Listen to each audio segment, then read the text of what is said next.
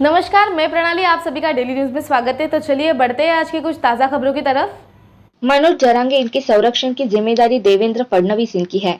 इस संबंधित जानकारी अगर गृह मंत्री इन्हें नहीं है तो गृह मंत्री इन्होंने राजीनामा देना चाहिए, ऐसा वक्तव्य संजय राउत इन्होंने किया था। इस पर भाजपा ने राउत पर जोरदार निशाना साधा है।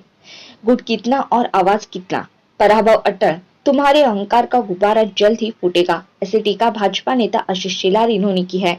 उन्होंने आगे कहा कि मराठा समाजाला न्याय मिळावा, आरक्षण मिळावं या भूमिकेचं समर्थक भारतीय जनता पार्टी आहे।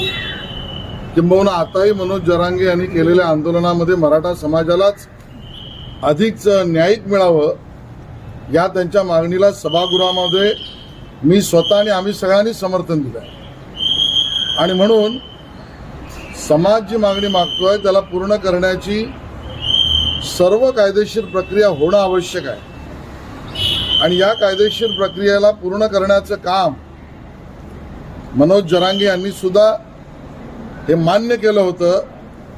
त्यावेळेला देवेंद्र फडणवीस मुख्यमंत्री असताना त्यांनीच न्यायिक टिकणारं आरक्षण दिलंय आणि त्यामुळे न्यायिक समाजाला आरक्षण देणाऱ्या देवेंद्रजींवर असे बिनबुडाचे आरोप करणं हे आम्हाला मान्य नाही, ते असमर्थनीय आहे।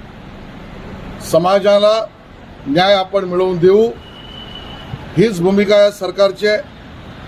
माननीय मुख्यमंत्री एकनाथ शिंदेजींनी छत्रपती शिवाजी महाराजांच्या पायाकडे शपथ घेऊन आताच 10% टिकणारं आरक्षण दिलंय। अन्य जे विषय प्रलंबित आहेत ते प्रलंबित विषय सुद्धा चर्चेतनं सुटले जाऊ शकतात, सोडवले पाहिजेत। या सगळ्यामध्ये कुठलाही राजकीय रंग आणणं हे मराठा समाजाला मान्य नाही। मराठा समाज राजकारणाच्या विरहित राहून समाजाला न्याय मिळण्याच्या भूमिकेवरच काम करतोय आणि म्हणून या बाबतीत राजकारण करता कामा नये हीच समाजाची भूमिका आहे। करण्याचा देवेंद्र फडणवीस यांनी प्रयत्न केलेला आहे असं देखील त्यांनी म्हटलं। आरोप तद्दन बिनबुडाचे आणि खोटे आहेत, याचं समर्थन होऊ शकत नाही। माननीय उपमुख्यमंत्र्यांवर कोणीही बोलताना गांभीर्याने बोललं पाहिजे। देवेंद्रजींचा आजपर्यंतचा राजकीय इतिहास हा कुठेही अद्वा तद्वा गैरपद्धतीने वितुष्ट निर्माण करणारं अशा पद्धतीचं सोडाच ते कधीच केलं नाही। पण संविधान आणि कायदा याच्या पलीकडे ते कधी बोलतच नाहीत आणि म्हणून त्यांच्यावर अशा पद्धतीचे बिनबुडाचे आरोप आम्ही फेटाळतो, त्याचं असमर्थन करतो, किंबहुना त्याचा निषेध करतो। देवेंद्र फडणवीस हेच टार्गेट, त्याच्यामुळे कुठला राजकीय पक्ष हात आहे असं मला वाटतंय का? मुळामध्ये राजकारण राजकीय पक्षांनी खेळावं, राजकीय पक्षांनी हा प्रयत्नच करू नये की अशा पद्धतीने समाजामध्ये वितुष्ट निर्माण होईल आणि म्हणून या सगळ्यात राजकीय वास येण्याची स्थिती का निर्माण झाली याचा विचार मराठा समाज नक्की करतोय।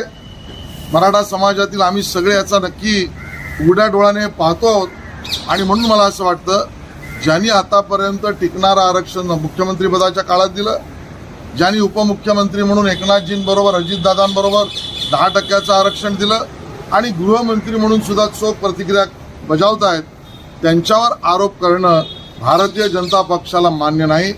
आम्ही ते फेटाळतोय आणि याच्यात राजकारण जर कोणी करू पाहत असेल तर त्याचा राजकीय सामना करायला आम्ही समर्थ आहोत। मला वाटतं महाराष्ट्र विकास आघाडीला लगेच अशा पद्धतीच्या आरोपांवर चौकशीची मागणी करणं यातच कुठेतरी राजकारण आहे का हे आता मराठा समाजाला वाटायला लागलं आहे आणि म्हणून या पद्धतीच्या चौकशांना त्या ठिकाणी उद्धवजी तुमचं, शरद पवार साहेब तुमचं आणि काँग्रेस तुमचं सरकार असताना आम्ही कधी घाबरलो नाही। आता तर घाबरण्याचा प्रश्नच येत नाही, पण विषय तो नाही आहे।